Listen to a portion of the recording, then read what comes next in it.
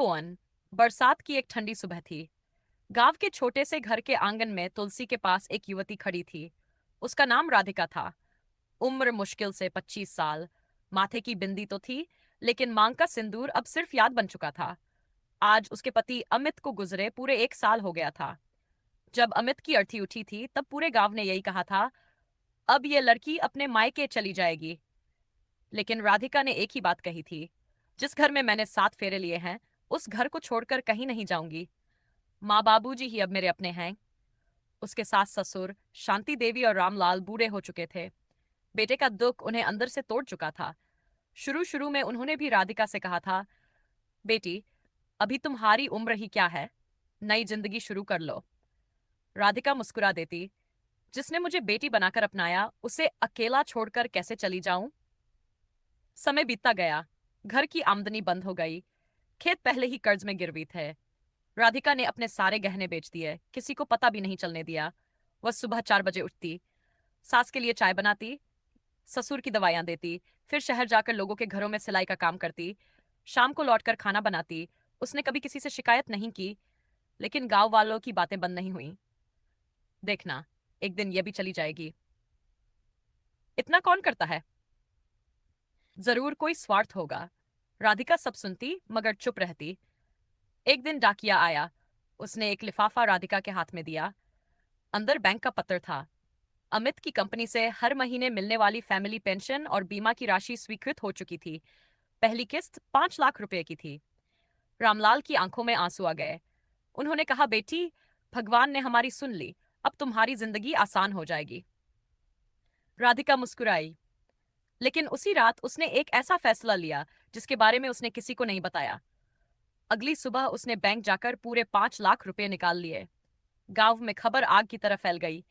लोग कहने लगे, अब देखना पैसे लेकर भाग जाएगी। राधिका घर लौटी। उसके हाथ में एक बैग था। रामलाल और शांति देवी डर रहे थे। उन्हें लगा, शायद आज बहू हमेशा के लिए उन्हें छोड़कर चली जाएगी। राधिका ने बैग खोला और उसमें से कुछ ऐसे कागज निकाले कि दोनों बूढ़े पति पत्नी की आंखों से आंसू बहने लगे। उसी क्षण दोनों उसके पैरों में गिर पड़े। आंगन में खड़े सभी लोग हैरान रह गए। आखिर उन कागजों में ऐसा क्या था? राधिका ने धीरे धीरे अपना बैग खोला। पूरे घर में सन्नाटा छा गया था। पड़ोस की कुछ औरतें भी दरवाजे पर खड़ी होकर सब कुछ देख रही थी। रामलाल कांपती आवाज में बोले, बेटी, अगर तुम्हें कहीं जाना है तो हमें कोई शिकायत नहीं होगी, बस एक बार गले लगा लेना। राधिका की आंखें भर आईं। उसने बैग से सबसे पहले एक मोटी फाइल निकाली और रामलाल के हाथ में रख दी। रामलाल ने कांपते हाथों से कागज खोले। पहले पन्ने पर लिखा था, गिरवी रखी गई जमीन की रजिस्ट्री इन पूर्ण रूप से चुका दिया गया। रामलाल की आंखें फटी रह गई। उन्होंने दूसरा कागज देखा। उसमें लिखा था, मकान पर लिया गया पूरा कर्ज समाप्त। शांति देवी कुछ समझ ही नहीं पा रही थी। राधिका मुस्कुराई और बोली, माँ, बाबूजी, अमित जी हमेशा कहते थे कि एक दिन हम अपनी जमीन वापस लाएंगे। आज उनका सपना पूरा हो गया। इतना सुनते ही रामलाल जोर जोर से रो पड़े। उन्होंने राधिका के पैर पकड़ लिए। बेटी, आज से तू बहू नहीं, हमारी माँ है। जिस बेटे को हमने जन्म दिया उससे भी बड़ा काम तूने कर दिया। राधिका घबरा गई। वह तुरंत नीचे बैठ गई और दोनों को उठाने लगी। ऐसा मत कीजिए बाबूजी, बेटी के पैर नहीं छूते। लेकिन दोनों की आंखों से आंसू रुक ही नहीं रहे थे। दरवाजे पर खड़े गांव वाले ये दृश्य देखकर शर्म से सिर झुका चुके थे। जिन लोगों ने कल तक कहा था, बहू पैसे लेकर भाग जाएगी, आज वही लोग कह रहे थे, ऐसी बहू हर किसी को मिले। लेकिन राधिका ने अभी अपनी सबसे बड़ी बात किसी को नहीं बताई थी। उसने बैग से एक छोटा सा डिब्बा निकाला। उसमें अमित की पुरानी घड़ी, एक पेन और एक मुड़ा हुआ कागज था। यह क्या है बेटी? शांति देवी ने पूछा। राधिका ने धीरे से कहा, अमित जी ने शादी के कुछ दिन बाद यह चिट्ठी लिखी थी। उन्होंने कहा था कि अगर कभी मैं उनके बिना रहूं तो इसे पढ़ना। सभी की आंखें नम हो गई। राधिका ने कांपती आवाज में चिट्ठी पढ़नी शुरू की। राधिका, अगर कभी मैं इस दुनिया में न रहूं तो माँ बाबूजी को कभी अकेला मत छोड़ना। मेरे लिए सबसे बड़ी दौलत वही है। अगर तुम उनका सहारा बन गई तो समझना मैं ऊपर से हमेशा मुस्कुराऊंगा। चिट्ठी पढ़ते पढ़ते राधिका की आवाज भर्रा गई। रामलाल और शांति देवी फूट फूट कर रो पड़े। उसी समय गांव का प्रधान वहां पहुंचा। उसने सबके सामने कहा, आज से राधिका पूरे गांव की बेटी है। इसके सम्मान में पंचायत की ओर से एक समारोह रखा जाएगा। लेकिन राधिका मुस्कुराकर बोली, मुझे किसी सम्मान की जरूरत नहीं। अगर सच में मेरा सम्मान करना चाहते हैं तो अपने घर की बहुओं को बेटी समझना शुरू कर दीजिए। उसकी यह बात सुनकर पूरे आंगन में सन्नाटा छा गया। हर किसी को लगा जैसे किसी ने उनके दिल पर दस्तक दी हो। लेकिन कहानी का सबसे बड़ा मोड़ अभी बाकी था। उसी रात करीब 10 बजे किसी ने दरवाजा खटखटाया। राधिका ने दरवाजा खोला। सामने एक लगभग 60 वर्ष का अनजान आदमी खड़ा था। उसकी आंखों में आंसू थे। उसने राधिका को देखते ही कहा, बेटी, मैं अमित के बारे में एक ऐसा सच बताने आया हूं जिसे सुनकर तुम्हारी पूरी जिंदगी बदल जाएगी। रात के लगभग 10 बज चुके थे। बाहर तेज बारिश हो रही थी। बिजली की चमक पूरे आंगन को पल पल रोशन कर रही थी। दरवाजे पर खड़ा वह बुजुर्ग व्यक्ति पूरी तरह भीगा हुआ था। राधिका ने तुरंत उन्हें अंदर बुलाया। आइए बाबा, पहले कपड़े सुखा लीजिए। बुजुर्ग की आंखें लगातार राधिका को देख रही थी। उन्होंने धीमे से पूछा, क्या तुम ही राधिका हो, अमित की पत्नी? राधिका ने सिर हिलाया। तभी रामलाल और शांति देवी भी बाहर आ गए। बुजुर्ग ने दोनों के सामने हाथ जोड़ दिए। मेरा नाम दयानंद है। मैं अमित का मालिक नहीं, बल्कि उसका सबसे बड़ा कर्जदार हूं। तीनों एक दूसरे का चेहरा देखने लगे।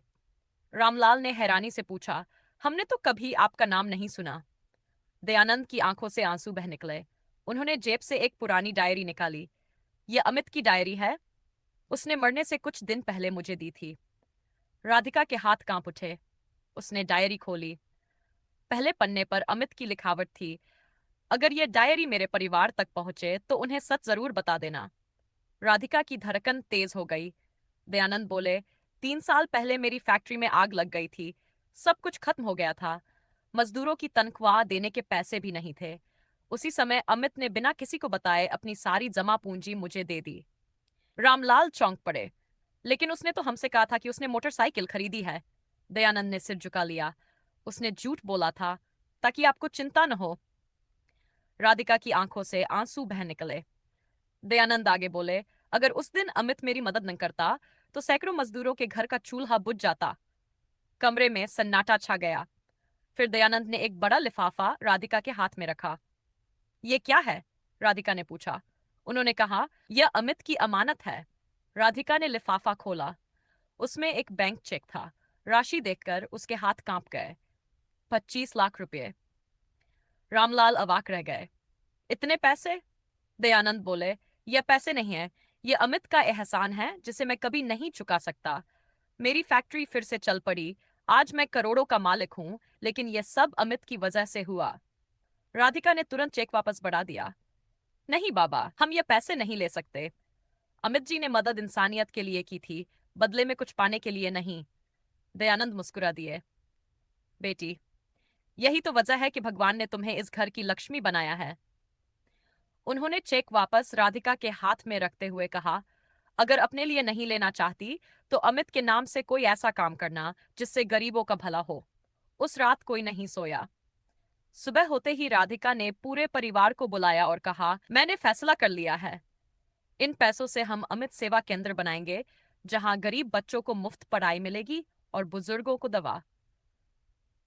रामलाल और शांति देवी की आंखों में गर्व के आंसू थे। लेकिन उन्हें यह नहीं पता था कि राधिका के इस फैसले से कुछ लोग बहुत नाराज होने वाले थे।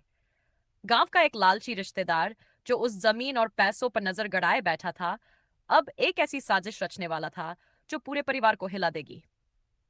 सुबह की पहली किरण के साथ ही पूरे गांव में एक ही चर्चा थी, राधिका अमित के नाम से सेवा केंद्र बनाने जा रही है। जिसने भी ये खबर सुनी उसने उसकी तारीफ की। लेकिन हर किसी को यह बात अच्छी नहीं लगी। गांव में रामलाल का छोटा भाई महेश रहता था। वह वर्षों से रामलाल की जमीन पर नजर गड़ाए बैठा था। उसे उम्मीद थी कि बेटे के जाने के बाद यह परिवार टूट जाएगा और सारी संपत्ति उसके हाथ लग जाएगी। जब उसे पता चला कि राधिका को 25 लाख रुपए मिले हैं तो उसके मन में लालच जाग उठा।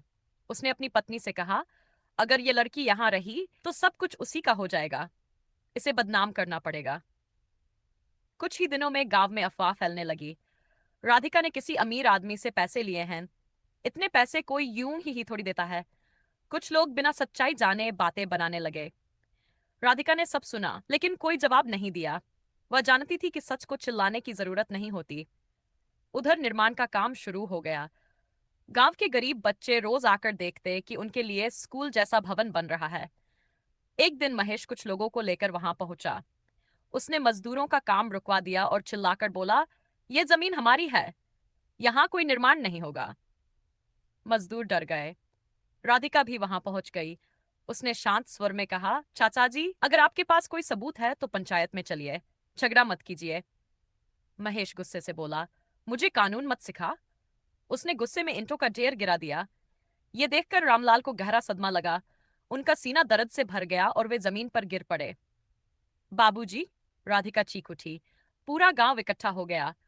राधिका उन्हें तुरंत अस्पताल ले गई। डॉक्टर ने जांच के बाद कहा, दिल का दौरा पड़ा है, इलाज तुरंत शुरू करना होगा। राधिका ने बिना एक पल सोचे अपने गहनों का आखिरी डिब्बा भी बेच दिया। उसने अस्पताल का पूरा खर्च जमा कर दिया। 3 दिन बाद रामलाल की जान बच गई। जब वे घर लौटे तो पूरे गांव के लोग उन्हें देखने आए। उसी समय पंचायत भी बैठी। महेश पूरे विश्वास के साथ नकली कागज लेकर पहुंचा। उसे लगा आज वह जमीन अपने नाम करा लेगा। लेकिन तभी वही बुजुर्ग दयानंद अदालत से सत्यापित असली दस्तावेज और एक प्रसिद्ध वकील के साथ पंचायत में पहुंचे। उन्होंने सबके सामने कहा, यह जमीन रामलाल जी की है, महेश के सारे कागज नकली हैं। सच सामने आते ही महेश का सिर झुक गया। गांव वालों को पहली बार समझ आया कि लालच इंसान से क्या क्या करवा सकता है। महेश रोते हुए रामलाल के पैरों में गिर पड़ा। भैया, मुझे माफ कर दो, लालच ने मेरी आंखें बंद कर दी थी। रामलाल ने उसे उठाया और कहा, गलती इंसान से होती है, लेकिन उसे मान लेना सबसे बड़ी बहादुरी है। राधिका ने भी मुस्कुराकर कहा, अगर सच में पछतावा है तो सेवा केंद्र में गरीब बच्चों की मदद करना। महेश की आंखों से आंसू निकले। उसी दिन उसने निर्माण कार्य में सबसे पहले अपने हाथों से ईंट उठाई। धीरे धीरे पूरा गांव सेवा केंद्र बनाने में जुट गया। लेकिन उद्घाटन वाले दिन एक ऐसा मेहमान आने वाला था जो राधिका के जीवन को हमेशा के लिए बदल देगा। सेवा केंद्र का निर्माण पूरा हो चुका था। आज उद्घाटन का दिन था। पूरा गांव रंग बिरंगी झालरों से सजा हुआ था। बच्चे नए कपड़े पहनकर आए थे। बुजुर्गों के चेहरों पर मुस्कान थी। मंदिर की घंटियां बज रही थीं और चारों ओर एक अलग ही खुशी का माहौल था। मुख्य द्वार पर बड़े अक्षरों में लिखा था, अमित सेवा केंद्र। नीचे एक पंक्ति और थी, जहां सेवा ही सबसे बड़ा धर्म है। राधिका ने अमित की तस्वीर पर फूल चढ़ाए। उसकी आंखों में आंसू थे, लेकिन होंठों पर मुस्कान थी। उसे लग रहा था जैसे अमित आज भी उसके साथ खड़ा हो। उसी समय कई बड़ी गाड़ियां सेवा केंद्र के बाहर आकर रुकी। सबकी नजरें उधर चली गई। एक गाड़ी से लगभग 70 वर्ष के एक सम्मानित व्यक्ति उतरे। दयानंद ने उन्हें देखते ही आदर से प्रणाम किया। उन्होंने सबके सामने कहा, ये देश के जाने माने उद्योगपति नहीं बल्कि मेरे गुरु हैं। जब मैंने इन्हें अमित की कहानी सुनाई तो इन्होंने खुद यहाँ आने की इच्छा जताई। वृद्ध सज्जन मंच पर पहुंचे। उन्होंने राधिका को देखा और कुछ क्षण चुप रहे। फिर बोले, बेटी। उन्होंने अपनी जेब से एक छोटा सा डिब्बा निकाला। उसमें सोना या हीरा नहीं था, बल्कि एक पुराना स्टील का पेन था। सब हैरान रह गए। वृद्ध बोले, यह वही पेन है जिसे अमित ने नौकरी के पहले दिन हस्ताक्षर किए थे। उसने कहा था, अगर कभी मैं न रहूं तो यह पेन किसी ऐसे इंसान को देना जो दूसरों के लिए जीता हो। उन्होंने वह पेन राधिका के हाथ में रख दिया। राधिका उसे देखते ही फूट फूट कर रो पड़ी।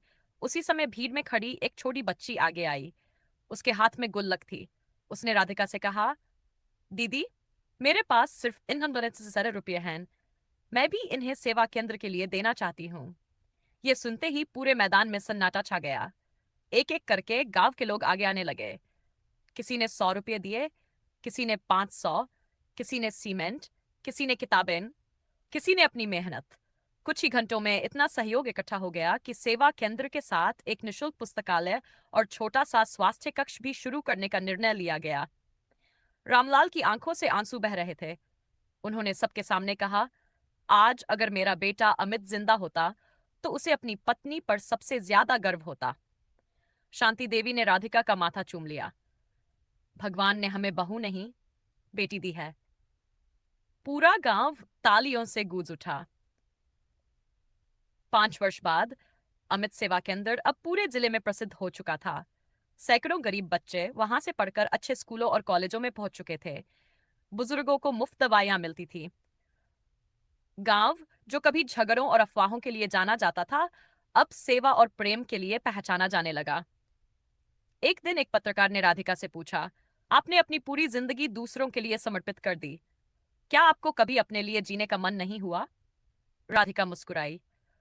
उसने आसमान की ओर देखा और कहा, अपने लिए तो हर कोई जीता है, लेकिन जो दूसरों के लिए जीता है वही सच में अमर हो जाता है।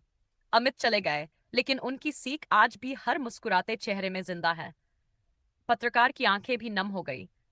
उसने अपनी डायरी बंद की और कहा, आज मैंने सिर्फ एक कहानी नहीं, इंसानियत का सुंदर चेहरा देखा है। सीख, रिश्ते खून से नहीं, त्याग, विश्वास और प्रेम से बनते हैं। जिस घर में बहू बुजुर्गों को सम्मान होता है, वहां भगवान भी अपना आशीर्वाद बरसाते हैं। सचौलत पैसा नहीं, के भी लोगों के दिलों में जीवित रहता है। समाप्त।